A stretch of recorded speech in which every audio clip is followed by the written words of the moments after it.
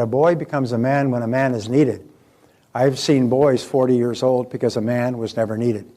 And it's the same thing. A woman becomes a woman when a woman is needed. And there are women 40 and 50 years old because a woman was never needed. They would continually look for someone else. So we say the slogan of the totally responsible person is, if it's to be, it's up to me. If it's to be, it's up to me. We do not look to other people as the solutions for our problems. And what we do is, Henry Ford said, never complain, never explain.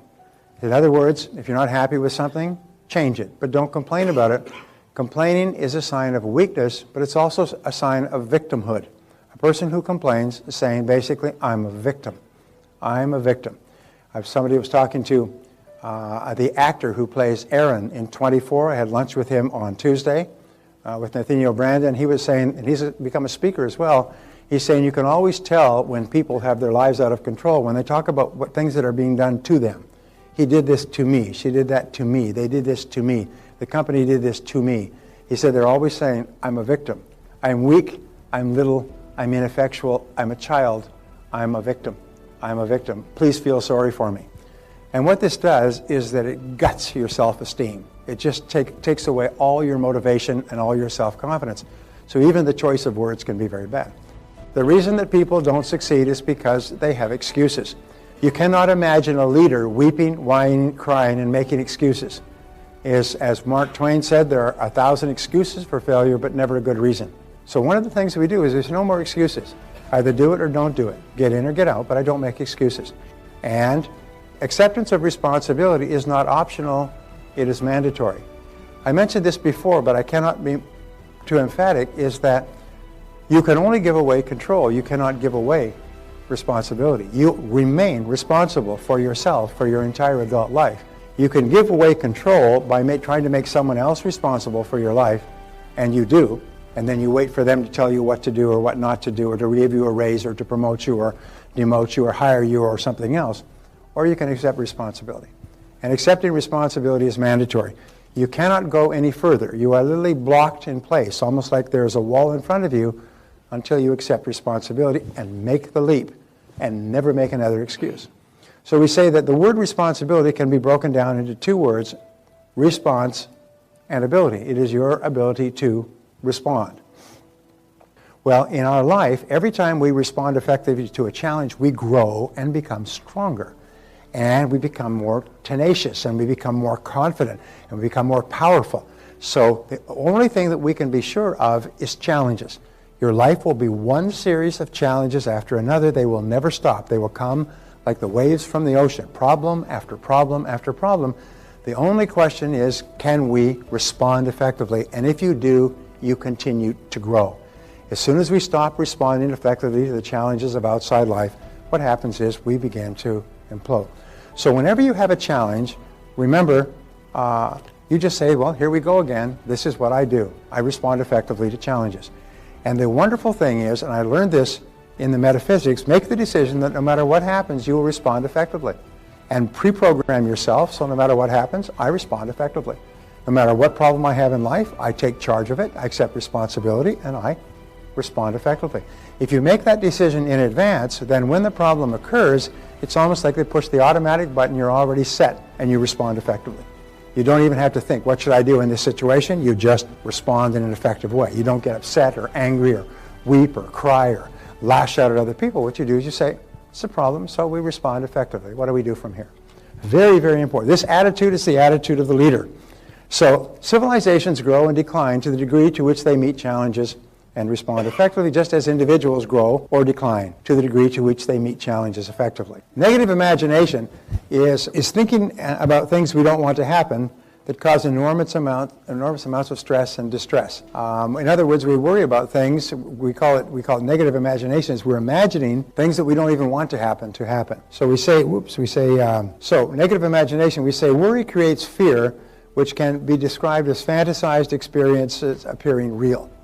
Fantasized experiences appearing real. Because here's some of the discoveries that they've done with regard to worry. Worry is a sustained form of fear caused by indecision. It's a sustained form of fear caused by indecision.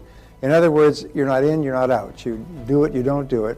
And so the only real cure for worry, as we'll come to, is decisive action. Get busy, take action, move forward. You see, the mind can only hold one thing at a time, positive or negative. If you get so busy working on your situation, you don't have time to worry anymore. So, a study was done on the things that people worry about. 40% of the worries people had never happened. 30% of the things were in the past for which nothing could be done. 12% were needless worries about health. And 10% were petty worries about little things. That I parked the car right, that I leave my stuff in the car, that I bring everything for the seminar. Only 8% of the worries were about something substantial, and of those, 4% were out of their control. So basically what we find is that 96% of what you worry about is a waste of emotion. A businessman who never worried about anything, and they said, "Why don't you worry?" He said, "I do worry." He said, "I worry for 1 hour every Saturday morning. And what I do during the week is when I think of something that I'm worried about, I write it on a piece of paper, and I put it into this box. And then I don't think about it till Saturday morning. At 9 o'clock on Saturday morning, I go and get out the box, and I just go through all the things I was supposed to worry about during the week. And surprise, surprise, by Saturday morning, 80-90% of them have disappeared. So he says, "I'm going to worry, just not now. I'm just going to worry. I'm going to have a worry time on Saturday morning." And as a result, he never ends up worrying. And you should do the same thing. Just take a little box or an envelope. Whenever you think of something you're worried about, write it on the envelope and say, "I'll have worry time on that later." But you'll notice if you get really busy, you forget to worry. You can be busy all day long and you forget to worry all day long. And you think, "Oh my God, it's 5 o'clock. I haven't worried about that all day. I've got to get some wood on the fire. I've got to get it burning again. I've got to think about it and get myself worked up." So to eliminate worry, live one day at a time. That's one of the great rules. Live one day at a time.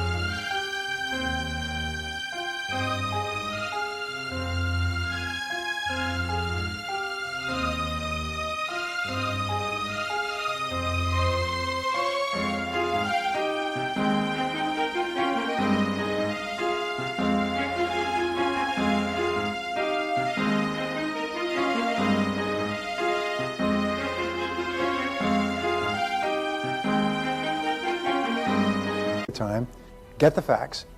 Before you start worrying, there's a rule that says, "Just for today, I will remain calm. Just for today, I will not think about the things that make me upset. Just for today." And anybody can live one day at a time. In Dale Carnegie's famous book, How to Stop Worrying and Start Living, the very first day, he talks about living in day-tight compartments. The very first chapter, he says, key to not worrying is to live one day at a time. And don't worry about things that may happen in the distant future. In the Bible it said, "Sufficient unto the day are the cares thereof."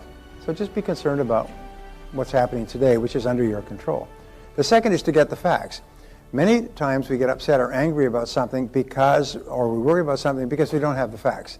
We have a half fact or we have a partial fact. And so the first thing you do is ask what exactly has happened. And you ask the question, and how has this happened, and what is the situation, and what's going on?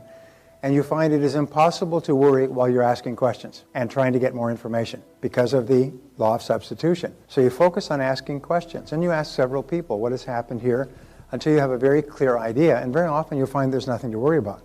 Very often you'll find that what you thought you needed to be concerned about is really not a problem at all.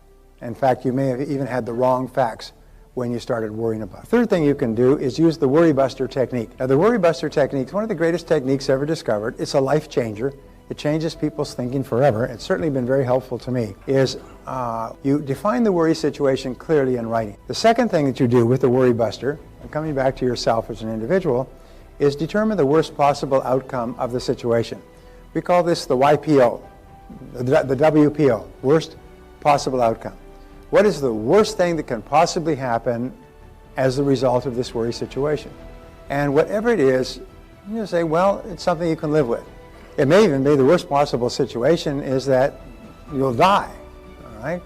Now, if that's the worst possible thing that can happen, no matter what, well, then what you do is you say, all right, well, if that happens, it happens. And so number 3 is you resolve to accept the worst should it occur. We run out of money by the end of the month, or I could die from